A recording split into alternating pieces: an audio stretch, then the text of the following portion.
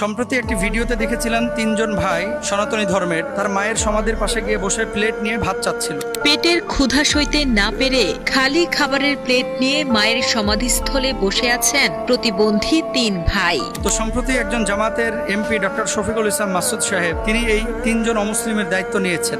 আমার সংসদ সদস্য হিসেবে যে মাসিক 1 মাসের সম্মানী এটি তাদের হাতে তুলে দেওয়া হবে। তাদের খাবার দাবার, থাকা, বাসস্থান এবং 1 মাসের পয়সা তাদেরকে দিয়ে দিয়েছেন, মানে স্যালারির বা বেতনের। এমত অবস্থায় আমার প্রশ্নের মূল জায়গাটা, অমুসলিমদেরকে মুসলমানরা এভাবে সাহায্য সহযোগিতা করতে পারে কিনা। আমি নিজেও দেখেছি ভিডিওটা এবং আমার হৃদয়েও কিন্তু খুব ব্যাকুলতা আকুলতা তৈরি হয়েছিল। হায়রে, যদি এদের সন্ধান আমি পাইতাম, আশপাশে হতো, আমি নিজে গিয়ে হয়তো কিছু পয়সা দিয়ে আসতাম। এটা আপনাদেরও হয়তো হয়েছে। হিউম্যানিটেরিয়ান কাজ এটা শুধু মুসলিম এবং অমুসলিম না, যিনি মানুষ সে তো আল্লাহর সৃষ্টি। আল্লাহ তাকে প্রতিবন্ধী বানিয়েছেন, আল্লাহ তাকে বুদ্ধি প্রতিবন্ধী বলেন অথবা শারীরিক প্রতিবন্ধী বলেন বানিয়েছেন, এটা আল্লাহর ইশারা। হিন্দুরও স্রষ্টা আল্লাহ, খ্রিস্টানেরও স্রষ্টা আল্লাহ, মুসলমানের স্রষ্টাও আল্লাহ। এখন মানুষের উপরে ইরহামু মাংফিল আর জমিনে যা আছে তার উপরে দয়া করো, ইয়ারহামুকুম মাংফিস সামা, আসমানে যিনি আছেন তিনি তোমার উপরে দয়া করবেন। এখানে কিন্তু বলা হয় নাই মুসলিম নাকি অমুসলিম। সুতরাং আপনি আপনার যে কোনো হিউম্যানিটেরিয়ান কাজ, মনুষ্যত্ববোধ, মানবতাবোধের কাজ, এটা কিন্তু আপনি করতে পারেন। ডক্টর শফিকুল ইসলাম মাসুদ সাহেব যে কাজটি করেছেন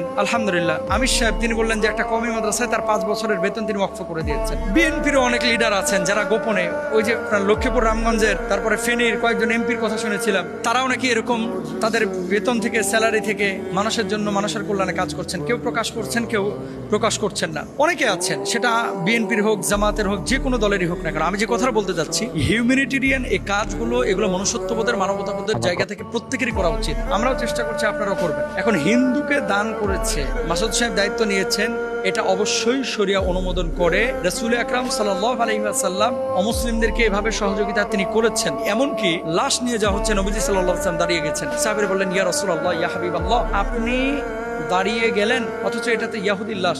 আল্লাহর হাবিব সাল্লাল্লাহু আলাইহি ওয়াসাল্লাম বলছেন, যদিও সে ইয়াহুদি, সে মানুষ, সেজন্য আমি তাকে সম্মান দিয়েছি। আল্লাহর হাবিব সাল্লাল্লাহু আলাইহি ওয়াসাল্লাম নিজেও তো অমুসলিমদের অধীনে কাজ করেছেন, পারিশ্রমিক নিয়েছেন না? এখন মুআমালা, কুরবানির গোশত, সম্ভবত আব্দুর রহমান ইবনে আউফ রাদিয়াল্লাহু তাআলা তার প্রতিবেশী ছিলেন অমুসলিম। বাড়িতে এসে বললেন যে, তুমি কি এই অমুসলিমকে গোশত দিয়েছো কিনা, প্রতিবেশীকে দেওয়া হয়েছে কিনা? দেওয়া হয়নি। তিনি বলছেন, না দেওয়া পর্যন্ত আমি খাবো না। এরকম ঘটনাও কিন্তু ঘটেছে সাহাবী রাদিয়াল্লাহু আনহুম আজমাইনদের জামানায়।